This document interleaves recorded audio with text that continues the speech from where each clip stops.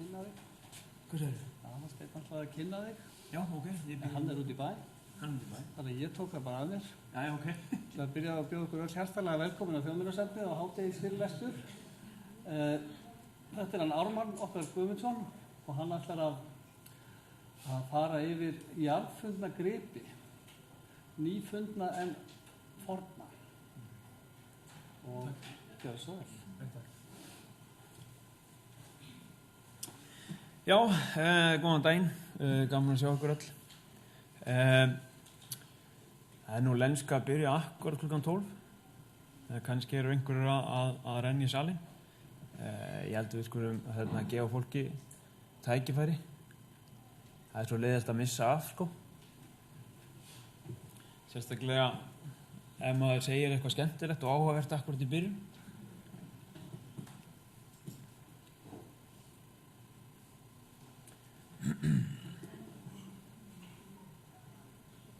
Já, fólk kemur þá bara og kemur þá inn í þetta og ef það eitthvað sem mista af, þá bara get ég hringt í það fólki. Eða það sem ég nú fann að gera dálítið og bjóða upp á, það að bjóða bara upp á heimsendingu á svona fyrirlestrum. Ef fólk missir af, þá kem ég bara heim til fólks. Og það nú enginn hringt í mig ennþá. En ég held að það geti alveg bara hugguleg svona stund í raun og veru. Kannski kaffi, sopi og kleinur. Heyri ekki alveg allir bara nokkuð vel? Allir nokkuð ánægð með það.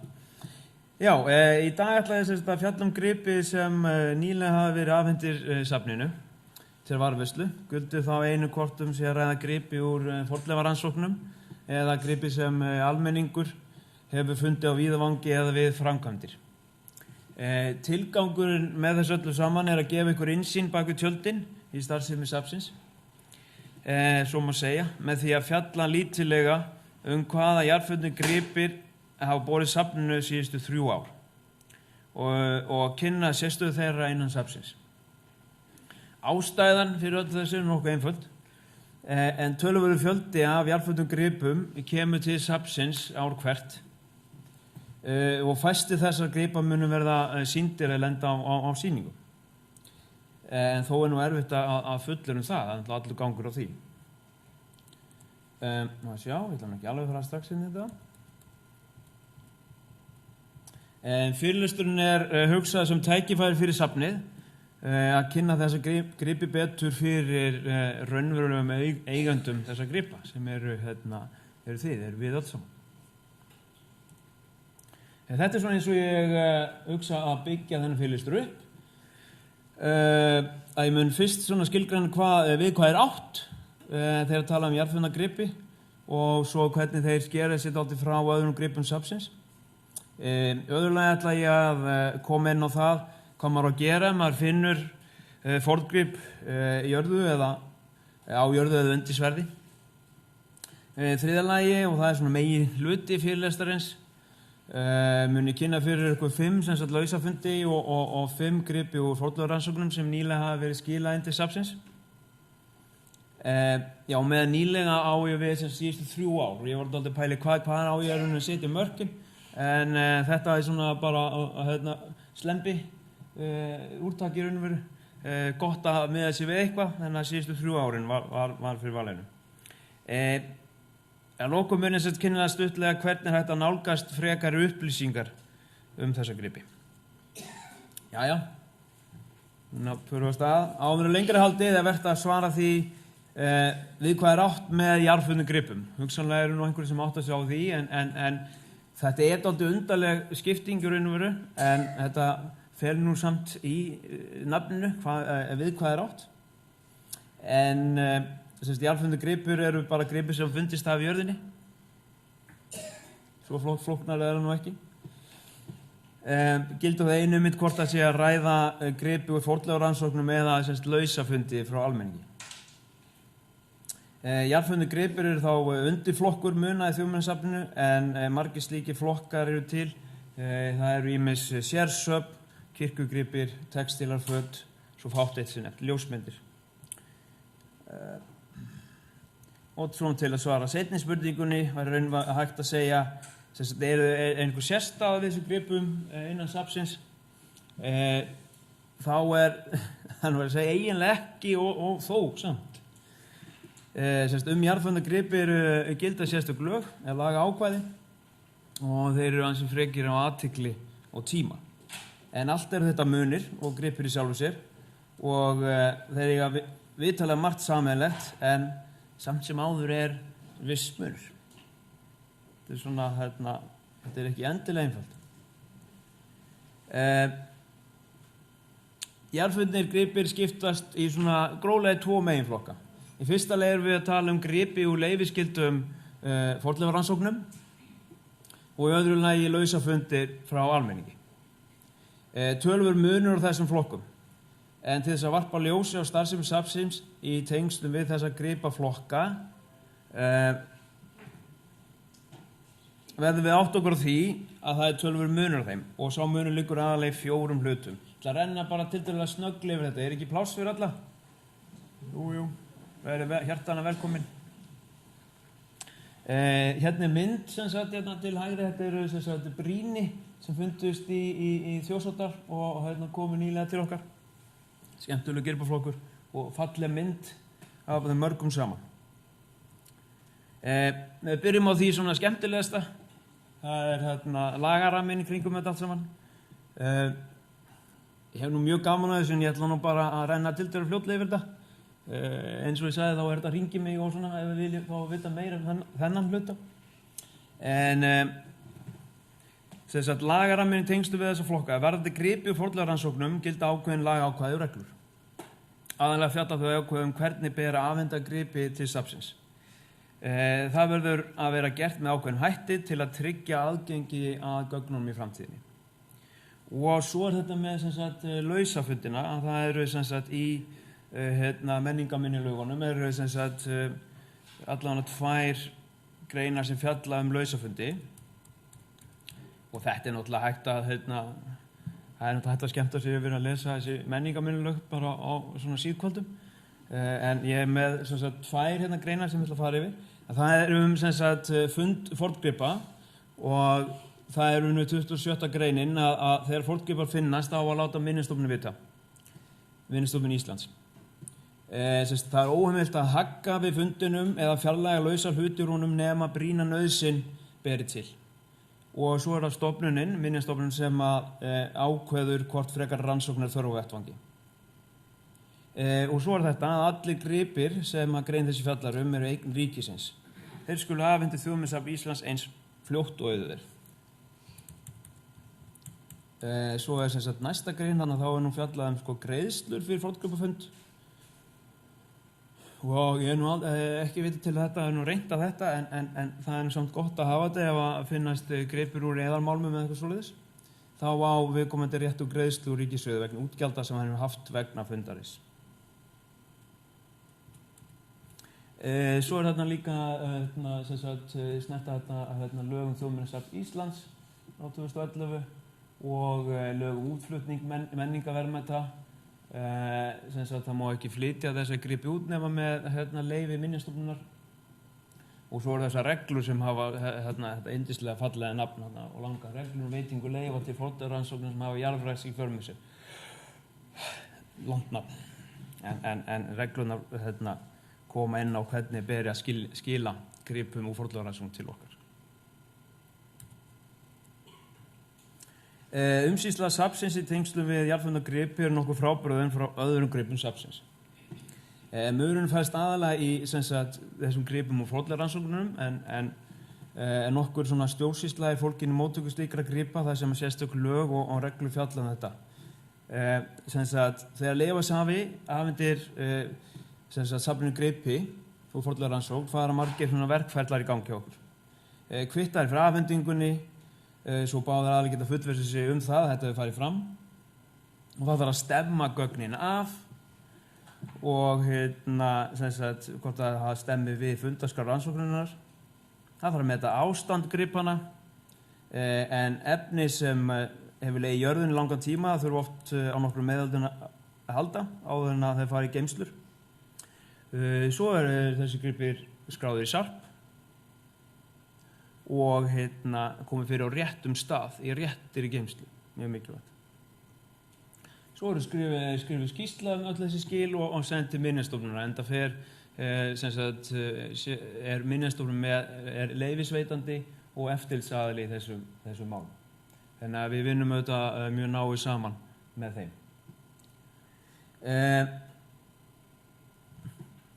Já, þetta ég held að margir haldi að forngripin sé svona stærsti hluti Þjóðminjasafnsins. En það svo sannarlega bara nokkuð fjarri lagi. Ljósmyndina til dæmis eru miklu fleiri. Það eru svona kringum 200.000 jarðfundingripir varðveittir á safninu, en ljósmyndirnar eru kringum 6,5 milljón. Þannig að jarðfundingripirnir eru ekkert endilega stærsti hlutin, en þeir fá ansi mikla athygli og eru dálítið frekir. En það nú bara gaman af því. Hér mynd sem sagt úr einn af geymslunum okkar á Tjarnarvöllum. Þetta sem sagt geymsla sem sérhönnuð fyrir varðveislu á málmgripum úr jörðinni. Já, svo munur á sem sagt gripum og fornleifarannsóknum eða lausafundum út frá raun og veru bara fornleifafræðinni eða fornleifafræðileg skilgreining á þeim. Gripir úr fornleifarannsóknum finnast oftast nær í, eins og nafnið gefur til kynna, fornleifafræðilegu samhengi. Það að segja, í einhverju tilteknu jarðlagi, mannvistarlagi, nálægt byggingum, strúktúrum og þeir finnast út frá, eða þeir eru í eðli sínu rannsóknargögn. Þannig að þeir finnast út frá einhverju, það fer einhver stað með einhver rannsóknarspurningu og á þessum stað. Ég ætla ekki að vera hallmæla lausafundurum, en þeir margir af lausafundurum eru mjög merkilegir gripir safnsins og það má alveg nefna Eyrarlandslíkneski til dæmis, sem einn af bara kjörgripun þegar lappið hann upp á aðra hæð. Það er lausafundur, finnst án fornleifafræðilegs samhengis. Og myndin þetta er skemmtileg, þetta er planteikning frá rannsókn á Arnarhóli 1993 og bara falleg mynd og vel lituð sem skiptir máli. Já, enn og aftur með muninn á þessum gripum, fornleifarannsóknum og lausafundum, þá þetta munur á þessu skriffinsku sem á umstangi í kringum þá. Sem sagt, með gripinu og fornleifarannsóknunum eins og við komum inn á áðan, þeir þurfa að vera merktir með ákveðnum hætti og við förum yfir þetta allt saman, og þetta þessi svona stjórnsýslulegu munur á gripum og fornleifarannsóknum og svo lausafundum sem koma. Já, sem sagt, en ég með Þjóðminjasafnið hefur þessa heimild að ef að gripir úr fornleifarannsóknum uppfylli ekki þær kröfur sem settar eru fram í reglum, þá okkur heimilt að senda á tilbaka í raun og veru, og leyfishafi hefur þá tækifæri til þess að bæta úr, en það hefur nú gerst örsjaldan í raun og veru.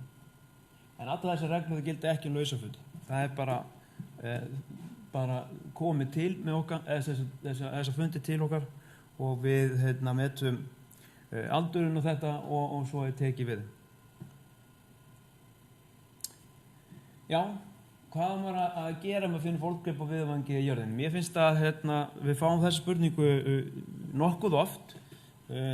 Fyrst bendum við náttúrulega bara á að fólki hafa samband við Minjastofnun, þegar þetta aðalega þeirra mál auðvitað. En samt þetta á að enda hér, þannig að það skiptir okkur líka máli. Við viljum taka virkan þátt í þessu samtali. Mér finnst þetta vanta að upplýsingar frá Minjavörslunni, hvað áurinn verið að gera þegar maður finnur svona. Auðvitað stendur þetta náttúrulega í lögunum, en fólk náttúrulega misjafnt svona hvað gerir á kvöldin. Þó ég lesi menningarminnalögin á kvöldin, þá kannski ekki alveg hægt að segja að allir gerir það. Að það vantar svona einhverjar betur upplýsingar, en ég veit að Minjastofnun er að gera gangskör í þessum málum auðvitað. En það sem á að gera náttúrulega að helst ef maður finnur eitthvað í jörðinni, það náttúrulega ekki að taka hann, ekki ef það ert að komast hjá því. Það mikið út af því að það gæti verið þarna eitthvað samhengi sem þyrfti að rannsaka. Og ef að gripurinn tekin úr þessu samhengi þá náttúrulega það rofnar það og mikilvægar upplýsingar hverfa. Og ef maður finnur í jörðinni þá maður líka hafa samband við minnistofnun. Það er mjög mikilvægt að láta vita og ég held að ég fengi að heyra þetta dálítið að fólk sem er dálítið hræddir við það að það lendi í einhverju veseni að tekið fundið jarðfundi grip og tekið hann og viti ekki alveg hvernig að fara að hvernig að skila á svona hvort þið lendi nokkuð í bak við lás og slá. En það held ég að fólk þurfa ekki að hafa áhyggjur af. Fyrst og fremst viljum við fá að vita hluti, vita hvar hlutir eru fundir og koma eins og hingað. Bara til að gefa ykkur smá svona, tölfræði, hún nú alltaf skemmtileg, þannig sjáu í raun verið frá þessu tímabili, þetta fjöldi gripanúmera sem hafa komið til okkar. Og langstærsti hluti af jarðfundu gripum við þetta gripir úr fornleifarannsóknum. Eins og við sjáum þarna kringum 27.000 á meðan að lausafundunir eru 91 og stór hluti af þessum lausafundum gripir frá Þjórsárdal sem að komu til okkar. Þannig að ef við mínum þá frá þá eru lausafundunir enn færri.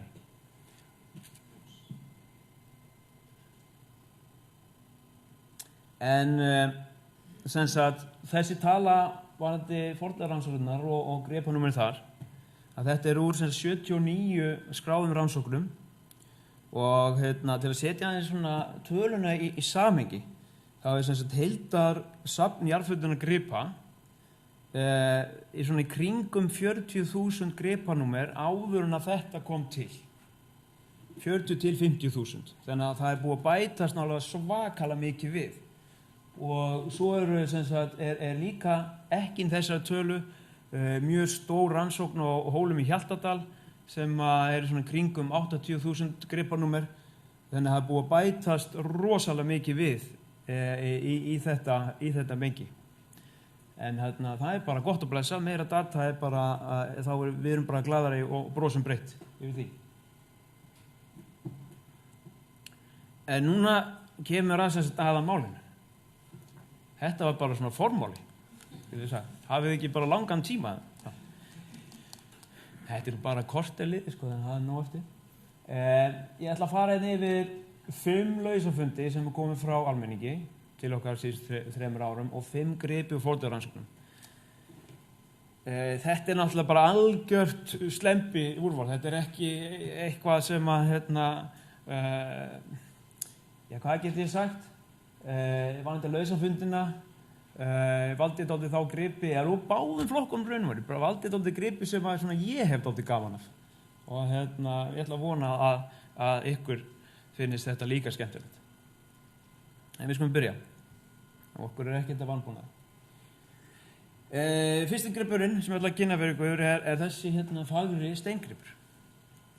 Gripurinn fannst við framkvæmdir þegar var að byggja upp aðkoma bílastæði og áningarstaði með útsinni að Svöðufossi í Snæfellsbæ. Þá bara hvað haldið þið að þetta sé? Ég með bara velta því hans fyrir ykkur, skemmtilegt. Hvað þetta stórt? Þetta skalinn hérna sko, þetta 10 cm skali. En þetta ekkert mjög stór gripur. Látum hvað þetta virkir. Þetta hýttur að vera steik úr, eða svona þung úr, já, þetta stór. Já, það þá dálítið stór fyrir það, en mjög gott gisk. Og maður alltaf bara, bara fylgja svona magsénslunni, það sem maður dettur fyrst í hug. En það sem okkur dettur hug þetta sé hluti af, þetta sé kvarnasteinsbrot. Og þá, líklega efri kvörnin. En kvörnin samanstóð á 2 hringlaga steinum og ekki ósvipað að það myndi ímynda ykkur bara 2 hamborgarabrauð svona sett saman. eitthvað sem að fólk þekkir. Báðir steinarnir voru með hólumið, efri steinni var oftast með sverarhólu eða auga eins og að kalla. Kornið var komið fyrir á milli steinana og svo var efri steinum snúið og þannig malaðist kornið. Oft eru þessi steinar í stokkum, þannig auðveldara var verið að safna hveitinu. Gripurinn tengist í mat og matarundirbúningi sterkum böndum. En það fátt í okkar menningu sem hefur jafn mikil áhrif á mótun okkar identitets og sem hugmynd hver við séum í tengslu við aðra, eins og matur. Reynið að ímyndi ykkur gestaboð án veitinga. Það nokkuð erfitt. Af hverju? Út af því að matur og matarhefðir og efnismenning matar hafa mikil áhrif á okkur og matarboð ekki bara mótaboð í sjálfu sér. Heldur má segja að þetta sé frekar svona, og nú kemur þetta út í kennilegt, þetta sé svona frekar svona einhver ritual í eflingu vissar hugmyndar okkar sjálf. En þetta sem sagt íslenskt, hoppaði yfir þarna. Þetta íslenskt berg, það var fremur lélegt fyrir kvarnir. Það kvarnast, brotnar mikið úr því og sem sagt tengist þá fer í hveiti og þetta fer náttúrulega alveg agalega illa með tennur og er bara til leiðinda. En sem sagt annars voru sem sagt kvarnasteinar fluttir hingað inn meðal hans frá Noregi.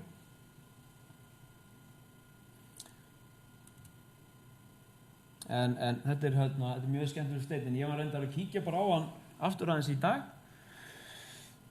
og hann er svona fremur lítill fyrir að vera kvarnasteinn. En kvarnir voru náttúrulega mismunandi stórar svo sem.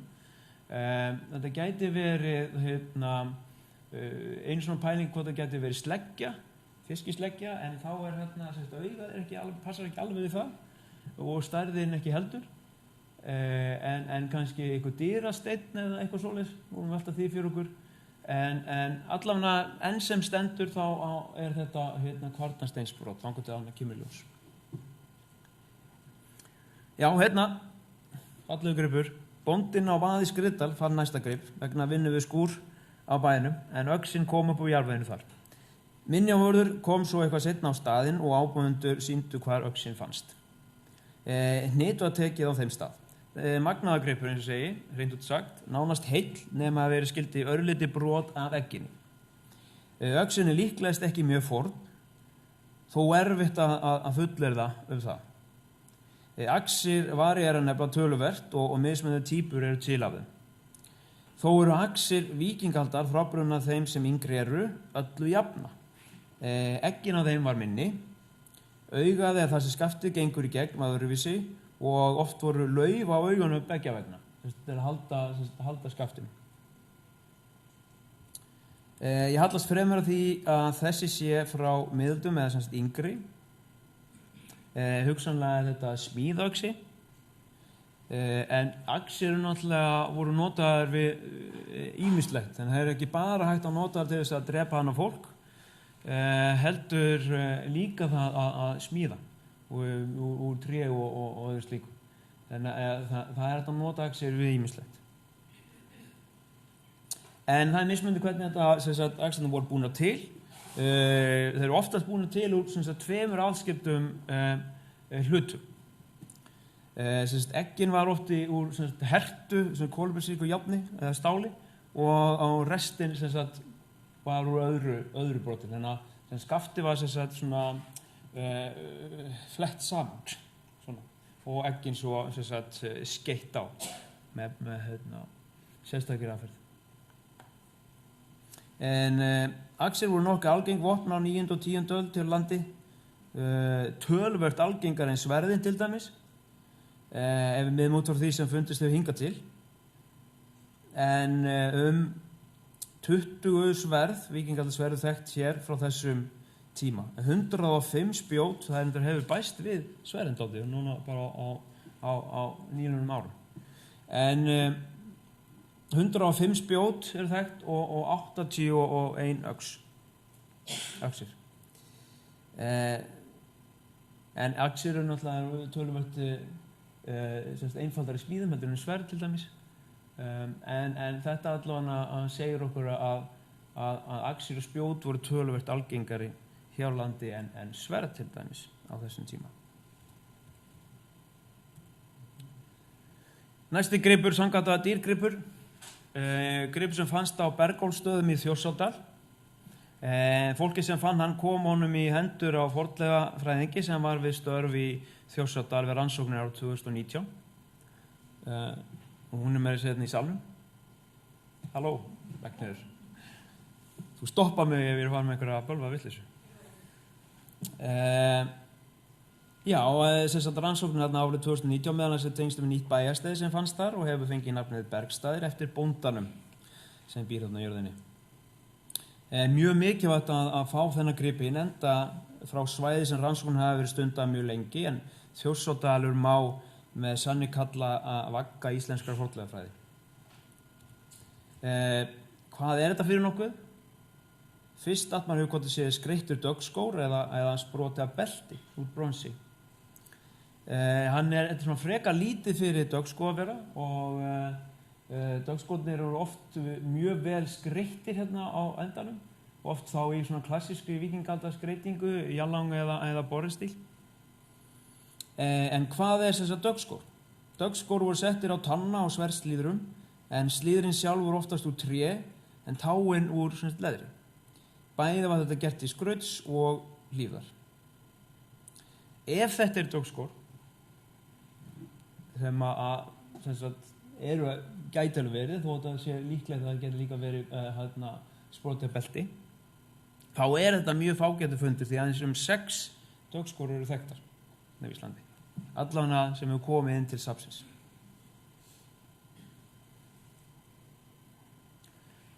Og svo kemur nú ég segi nú ekki rúsínan í pylsuendanum en þessi er mjög skemmtur líka.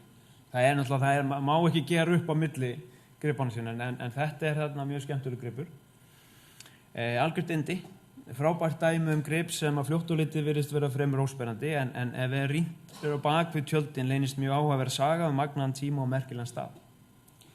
Sagan byrjar á Borgundahólmi á 18. öld en jarðlegurinn á eyjunni er mjög sérstakur og frábrugðum flestu svæðum í Evrópu að því leyti að magn kálíns er þar mjög hátt en kálín er leirtegund sem í sínu hreinasta formi er nánast hvít. Við brennslu á þessum jarðleir kringu 1500 til 1700 gráður fékkst hið fagra og eftirsótta postulín. Á 16. til 17. öld var nánast allt postulín í Evrópu innflutt frá Kína og þess vegna er það líka þekkt undir nafninu Kínaleir. Það var mjög dýrt að flytja kálínin til Evrópu í postulínsgerð og af því var það happafundur fyrir Dani að finna kálín í sinni jörðu og vinnslan hófst seint á 18. öld en konunglega postulínsfabrikkan í Kaupmannahöfn verslaði kálín frá Borgundahólmi fyrst í kringum 1790. En það var ekki bara kálínið sem var gott á Borgundahólmi. Hinn venjulegu jarðleir var líka mjög góður og eftirspurnin eftir leir frá þau svæði jókst gríðarlega mikið á 19. öld og voru til dæmis múrsteinar fluttir út í stórum stíl meðal annars til Íslands. Okkar múrsteinn, og þetta er múrsteinn, er stimplaður sem er frábært. En þarna stendur CH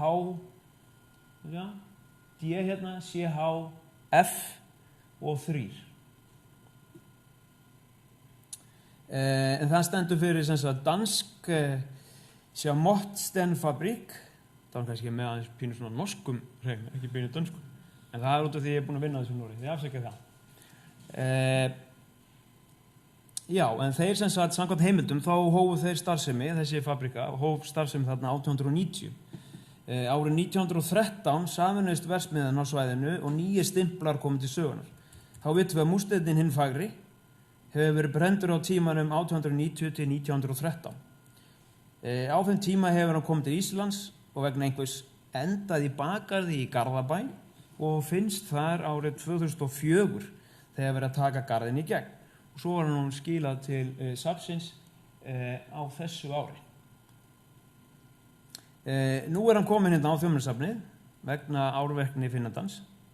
Þessi gripur dæmi milliríkjaverslun, einstakt hráefni í Evrópu og tengist Kína, garðskreytingu og áhuga fólki á að skreita garðinn sinn í Garðabæ.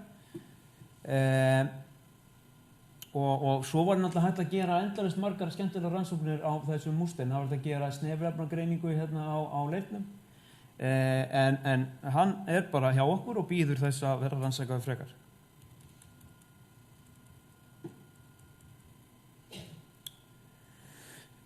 Næsti gripur hérna gott dæmi hversu mikilvægt það að beita réttum viðburðum. Eins fljótt og hægt þegar málmgripir finnast í jörðu. Þegar málmgripirnir finnast, nema kannski gull, grafast í jarðveg, byrjar efnið að ryðga og versna, en á ákveðnum tímapunkti verður vist jafnvægi, semst milli efnisins og jarðvegsins í kring. Þegar sami gripur grafinn upp, þetta jafnvægi brotið. Súrefni kemst að málminum aftur og niðurbrotið hefst aftur en nú með auknum hraða. Og ef ekkert gert og viðkomandi gripur kemst ekki undir hendur fólks sem hefur á þessu þekkingu eins og forverðir, þá mun gripurinn halda áfram að ryðga og tærast. Að endingu mun járnið snúa aftur til síns náttúrulega forms sem járnríkur jarðvegur. Þessi gripur ber því miður þess merki að hafa lent illa í því, getur við sagt. Hann mjög ryðgáður og við sjáum það sem ryði fallið frá að innan í ryðhjúpnum víðast hvar mjög mikil tæring. Þetta gripurinn hérna, ryði hérna utan á honum, ryði fallið aðeins hérna frá og járnið hérna innan í en það mjög, mjög tært. Það hefði farið fremur illa. En það ekki öll von úti. Forverðir safnsins mun án efa gera Sigríður, benda á því, mun án efa gera allt sem þeir geta til að bjarga honum ef ég þekki það rétt. En hvað þetta og hvar fannst það? Gripurinn fannst á Seljanesi í Reykhólahreppi en hann kom upp þegar var verið að plægja kartöflugarðar. En Seljanes fornstaður og þar hafa akkurat þeir á jörðinni að fundist rústir. Gerðfræðilega hvernig hann lítur út gæti verið spjótaræða, þó svo að leggurinn sé mjög stuttur og örlítið flatur. Hafa verður það í huga að samkvæmt Finnanda það hefur oddurinn þarna brotnað af einhvern tímann. Flest spjót víkingaldar eru tölvöld stærri, en þó finnast smágerð brot og ég var að fletta í biblíunum daginn, Kumla Haugfé, sem alltaf flestir eiga að hafa á náttborðinu hjá sér, og þar eru myndir af nokkrum smáum spjótum, en langflest af spjótunum eru tölvöld stærri, en það stendur ekki við myndina frá þessum litlu spjótum hvað þeir þannig að ég aftur að grafa aðeins betur fram eða heyra í viðkomandi sem setja þetta fram. Ef þetta spjót gæti verið kuml þarna nálægt en flest spjótin finnast í kumlum á Íslandi en kringum 56 spjót hafa fundist þannig. Ef þetta ekki spjót, hvað þetta þá? Nú þetta spurning til ykkar og ekki alveg allir einu. En ég skal koma með hugmyndir. Þetta meitill? Þetta skutull? Eitthvað annað verkfæri? Það dálítið erfitt að segja þegar að gripurinn lítur náttúrulega svona út. En þegar að forverðir safnsins hafa hugsanlega röntgenmyndað gripinn, þá er hugsanlega að sjá betur hvað hérna inni. Þannig að bara fylgist spennt með nýjustu niðurstöðum varðandi þennan grip.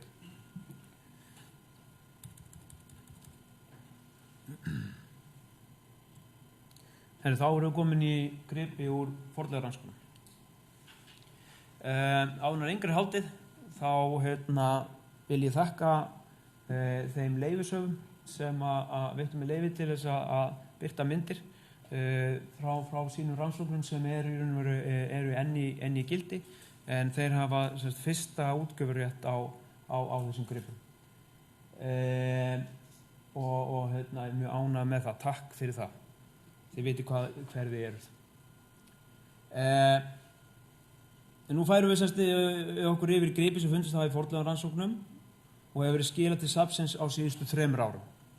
Og enn og aftur, þetta bara, með við tölundar sem ég sýndi okkur áðan, þá þetta gjörsamlega bara eitthvað sem mér datt í hug á stundina þegar ég var að semja þetta. Og líka finnst mér valið það endurspegla dálítið að þetta eru gripir kannski sem að myndi ekkert endilega fá mikla athygli, en ég ætla að veita þeim athygli og ég ætla að segja ykkur aðeins betur frá þeim.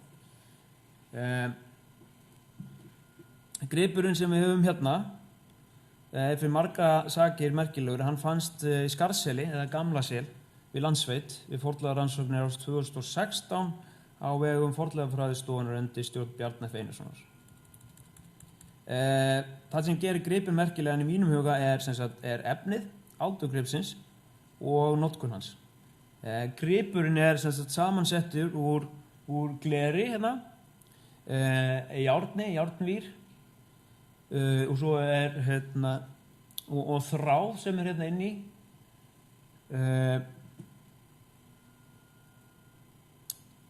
Hann gerður úr mörgum öðrum gripum. Túlkun gripsins er þá leið að þetta hafi verið ljósfæri. Mjög skemmtilegt, og þarna það er mjög mikilvægt að hann hafa samhengið, en hann finnst þá er þessi járnvír hérna, og hann verið stungið inn í torfvegginn og gripurinn finnst í torfvegg,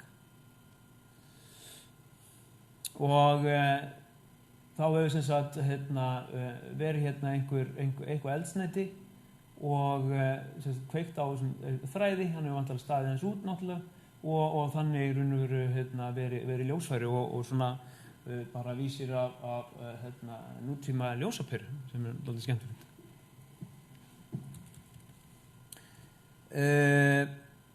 En mér finnst þetta skemmtilegur gripur af því að hann er líka ekkert rosalega gamall. Það var búið þarna á Skarðsseli frá 1894 til 1934, þannig að hann er svona á mörkunum að vera svona forngripur í lagalegum skilningi, en eins og ég kem inn á aðeins á eftir, að þá er fornleifafræðin ekkert endilega að pæla í aldri hlutina. Hún er aðalega að vísindagrein efnismenningar, þannig að aldurinn skiptir engu máli. Þetta er mjög áhugaverður gripur í sjálfu sér. Já, og ég get ekki sleppt því að fjalla snældustúða hvert eina skipti sem ég fæ tækifæri til að tala. Þeir verður bara að þola það, sem ég segi. Og ég veit að maður á ekki að gera upp á milli gripa með varðveitum, en ég ætla nú samt að gera það. Núna er sem sagt komið að eiginlega mínum uppáhaldsgripaflokk.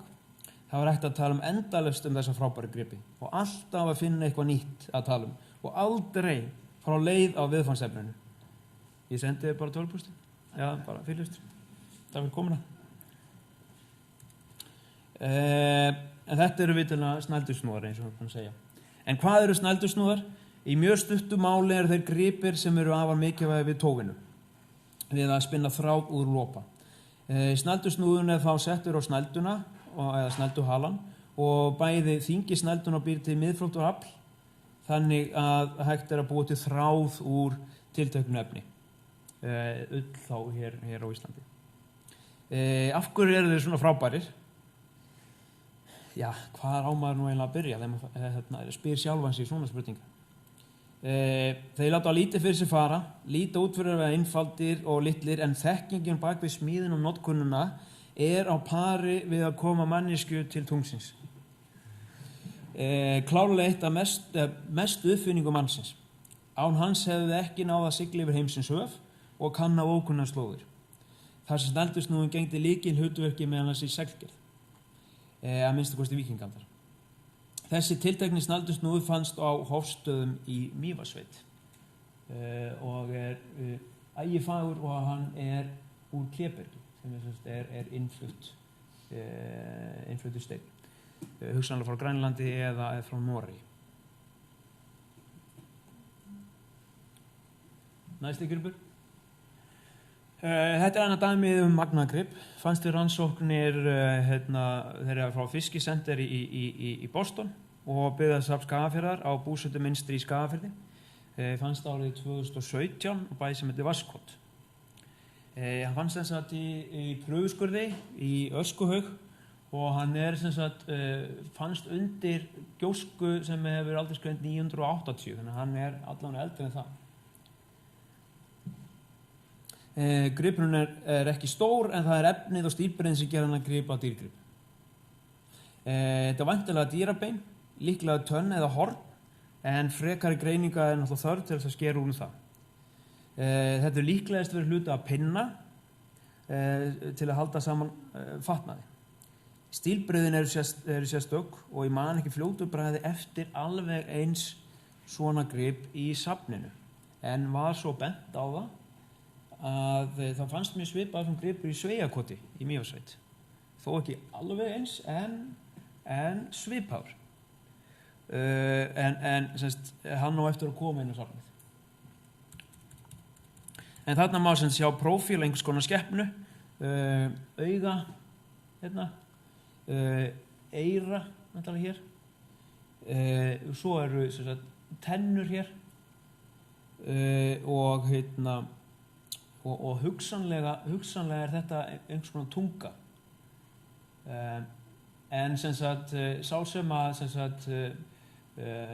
fann þetta, þessi rannsókn þeirra í Skagafirði, þeir eru ekki mikið að gera rannsóknir beinleiðis af gripunum sem fundust þarna. Það er aðalega sýnin og svona og borgkjarnar og ýmislegt sem þeir eru að greina frekar. En vonandi munum gera frekar rannsóknir á þessum grip. En hvaða skepna er þetta eiginlega? Og þá er eins gott bara að leyfa hugunum að reika og ég ætla að skella fram nokkrum tillögum. Er þetta úlfur? Er þetta dreki? Er þetta einhvers konar vatnaskrímsli? Hvað finnst ykkur?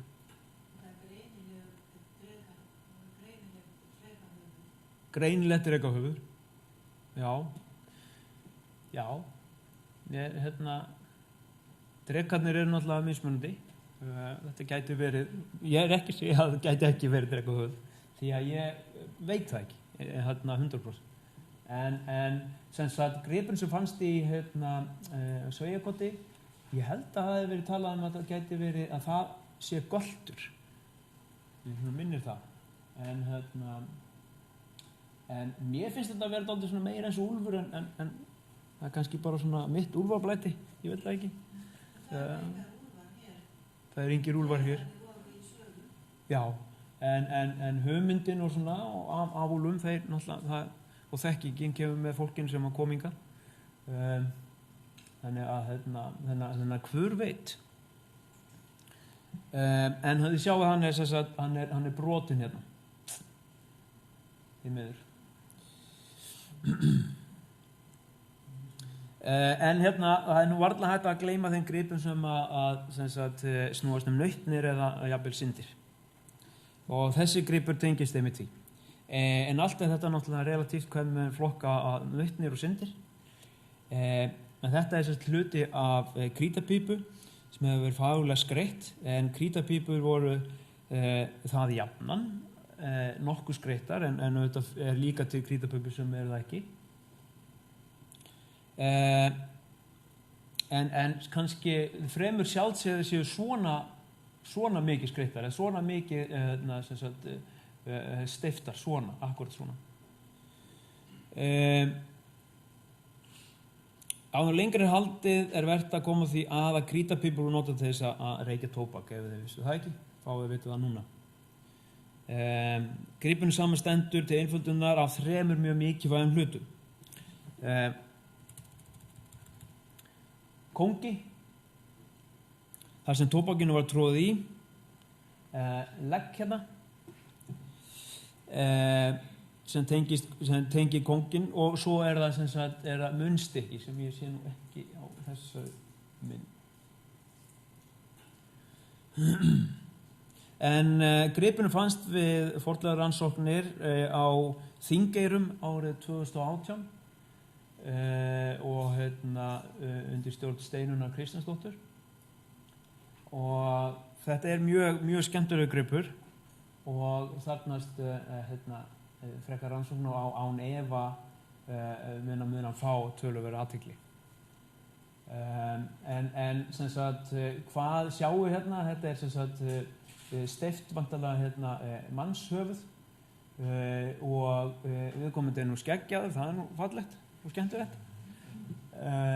Hérna með svona típiskan hökutopp og svo viðkomandi með hvítt höfuðfat, svona túrban. Svoleiðis. Ég segi þetta eitthvað hvaðan gripurinn kemur, hugsanlega.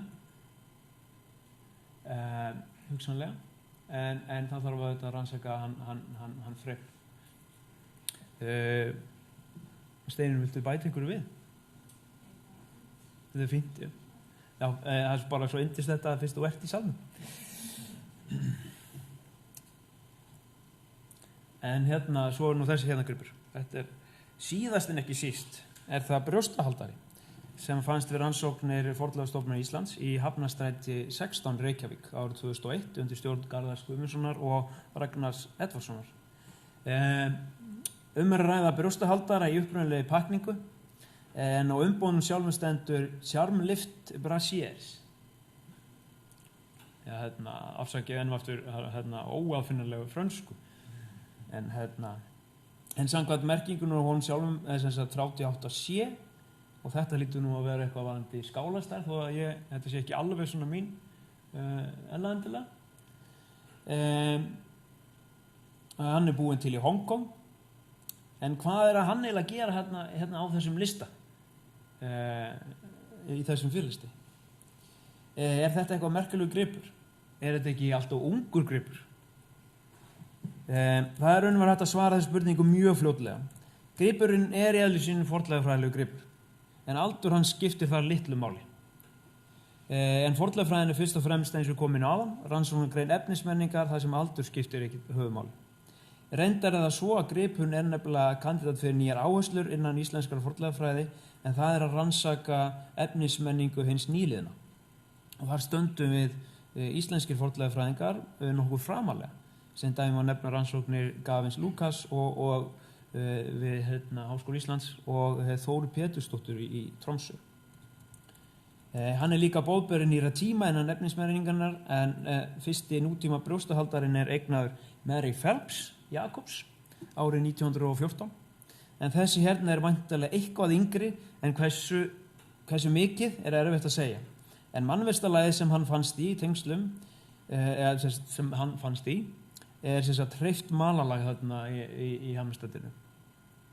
En fyrir árið sem sagt 1930 var aðalega talað enn og aftur franskan Brasiers á okkar sem brjóstahaldara en sem sagt en eftir það sem sagt Bras. Þá er nú líklegt að þessi gripur sé allavega eldri 1930. Hægt var að staldra lengur við þennan grip en ég ætla enda á því að segja að einstakan grip er að ræða í raun og veru þegar ég man ekki eftir öðrum eins innan jarðfunda hluta safnsins.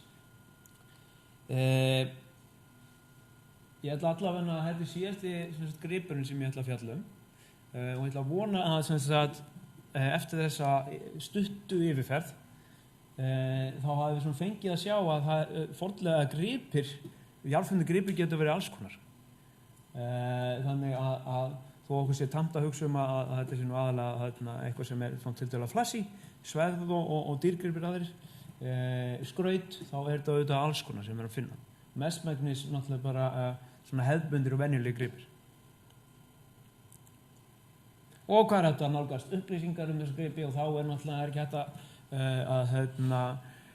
standa inn og segja ekki neitt sarp. Hér er hægt að fletta upp öllum þessum gripum og þið getið gert það meðan þið eru að taka okkur pásu frá menningarminjalögunum eða kumlu höfjum. Þannig að það er gott að blessa. Ég ætla að enda á því að segja ykkur að núna á sunnudaginn verður greiningadagur hérna í safninu og þeir hafa farið þannig fram að almenningur hefur komið með gamla gripi til okkar og við höfum greint þá. En núna á sunnudaginn verður jarðfundið þema eða ef að fólk á gripi sem til sig hafa fundið í jörðinni þá verða fornleifafræðingar safnsins og reyna að greina þá og aldur og þar fram til göttunum. Ennfremur verðum við með þessa gripi í lausafundina til sýnis sem ég fjallaði og nokkra í viðbót til að gefa ykkur svona sýn á því hvað er komin fysiskt. Það er auðvitað öðruvísi að sjá svona gripi á glærum með myndum eða sjá það bara í action, getur við sagt. Þannig að endilega leggið þið leið ykkur á safnið á sunnudaginn, þetta er klukkan 2 til 6. Fokk. Ég sagði já, þetta er ekki til 6. Þetta er til 4. Þetta er frá klukkan 2 til klukkan 4. En ekki til klukkan 6. Frá klukkan 4 til 6 þá er ég að gera eitthvað allt annað. En endilega bara verið velkomin. Og það er náttúrulega ókeypis hér. Og fólk gripinni sem komið með, fólk tekur þá með sér heim. Þannig við erum ekkert að rífa hluti af fólki, við höfum aldrei gert það og við erum ekki að gera það. Takk fyrir.